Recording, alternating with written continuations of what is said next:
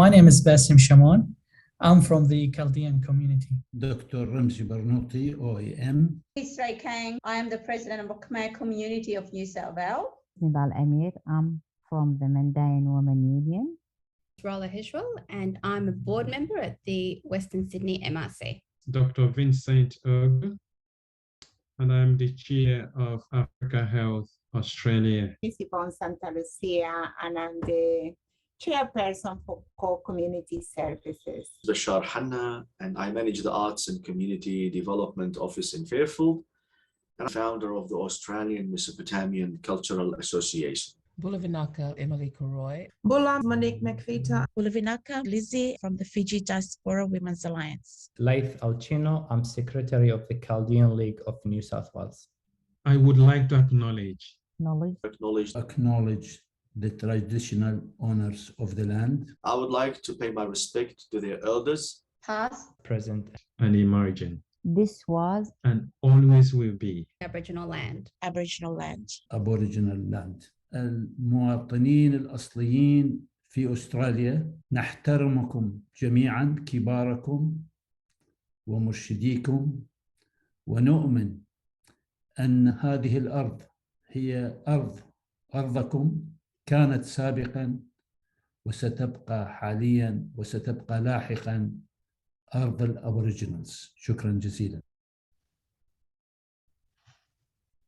ចាខ្ញុំកណានេះខ្ញុំសូមរំលឹកគុណទៅដល់ម្ចាស់ដើមនៃប្រទេសអូស្ត្រាលីហើយនាងខ្ញុំក៏សូមជម្រាបទៅដល់ទស្សនិកជនទាំងអស់ផងដែរថាទីតាំងទឹកដីនៃប្រទេសអូស្ត្រាលីនេះជាទឹកដីរបស់ជនជាតិ Aboriginal ពីអតីតកាលបច្ចុប្បន្នកាលនិងទៅអនាគតកាលផងដែរនាងខ្ញុំសូមរំលឹកទៅដល់ជនជាតិដើមនៃប្រទេសអូស្ត្រាលីគឺ Aboriginal នាងខ្ញុំឈ្មោះកងស្រីទូ Fiji Diaspora Women's Alliance was actually birthed out of a need that was identified that there was no support for Fijian women and girls or just Fijian community in general.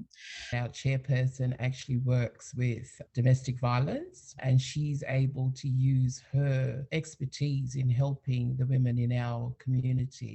Because of our connection with the police, with the local MPs, and with some of the government organizations, we were able to provide our people who were in isolation because of COVID with a lot of help and support.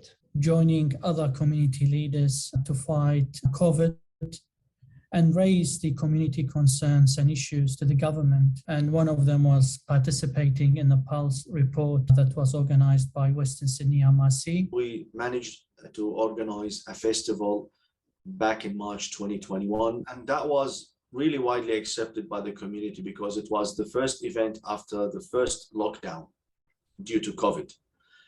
During COVID, the second lockdown, we have produced many educational videos passing on health messages in community languages, and they were really accepted by the community because by then the other organizations were taking time in passing on and translating the information while we could do it at the spot. Health is Wealth program proved itself since 2016, and the community, there were thousands of people that were in one session or more. These people admitted that this education in the language they can understand better was one of the most useful health education they have heard. So when COVID started, we have already been known, the Health is Wealth program, as a decent, as explanatory, as a dependable program. So the people, usually the community, accepted our advices. We came together with Councillor Charisma and with health professionals, and we came up with a COVID response pack, which was then delivered and provided to families that were isolating. the women, even we are at home.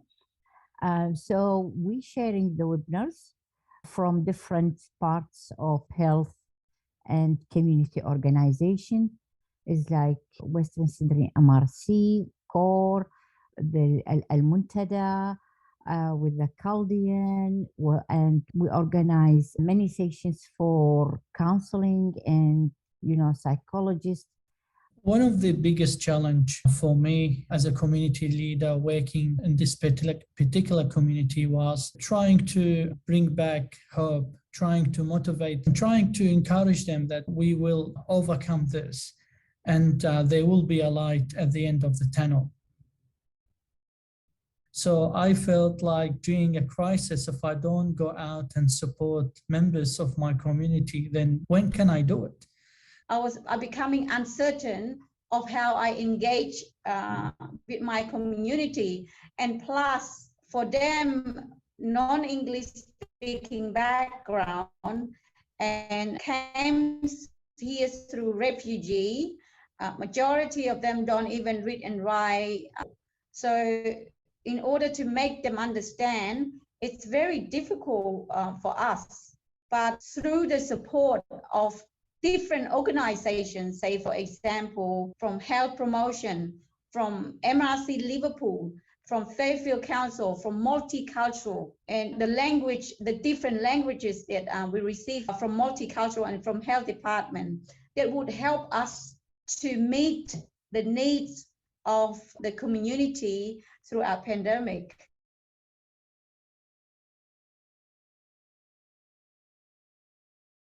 Because of our connection with the police, with the local MPs, and with some of the government organizations, we were able to provide our people who were in isolation because of COVID with a lot of help and support. This is the hardest part, when there is not much people going to the funeral or sharing their relative or the closest people, their sadness and their loss. Another one that topped it for me was working with the Liverpool City Council Library and working with Councillor Charisma in getting our books in our language in the Liverpool City Library, which is now available for everybody to borrow. We held a forum and heard from the community their perspectives on mental health and well-being and how it is impacting other community, some of the impediments, some of the barriers to accessing services, or even understanding what mental health and well-being is. So we unpacked it in that forum and translated that into clear, concise message to the community in languages as well.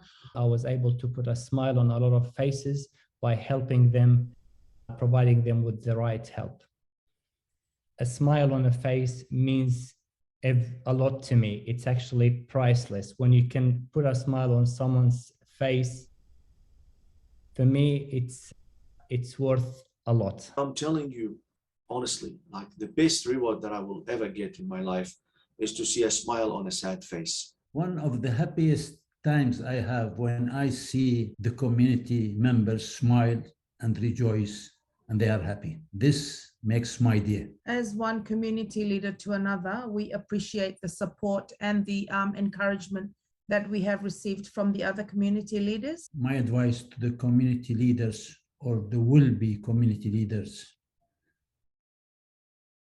to treat all members of the committee with respect and equality. My message to the community leaders, just to be together, sharing our opinion, be strong for a brighter future for our society or for our Australian community. I acknowledge and appreciate and thank the different organizations that have been helpful and supportive to us and working alongside us in promoting our services. All the people who have surrounded me during my journey, volunteers, friends, artists, musicians, singers, other community leaders who believe in collaboration, who not just work on a solo basis, because community work is all about collaboration and putting hands together to create the change.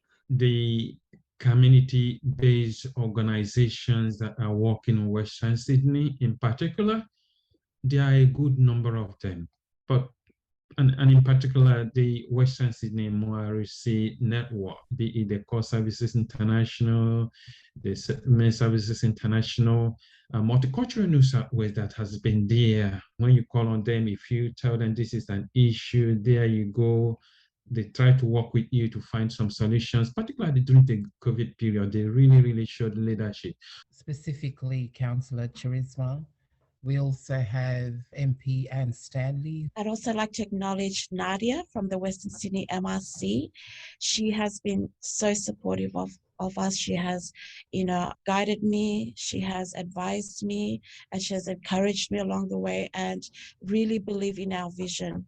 Collaboration, contacting each other, listening to the grassroots, listening to the community leader, empower the community leader out here so that they can empower those people in the ground would be the best advice that I could give the policymaker. And of course, the appreciation that we all have out here is massive. I look forward to work with all the community leaders and to all the audience that are watching today so we can reach out to all the individuals that are in need in our community. And to all the politicians and the government officials, please continue to fund the local organizations, because without these fundings, we will not be able to reach out to those that are in need.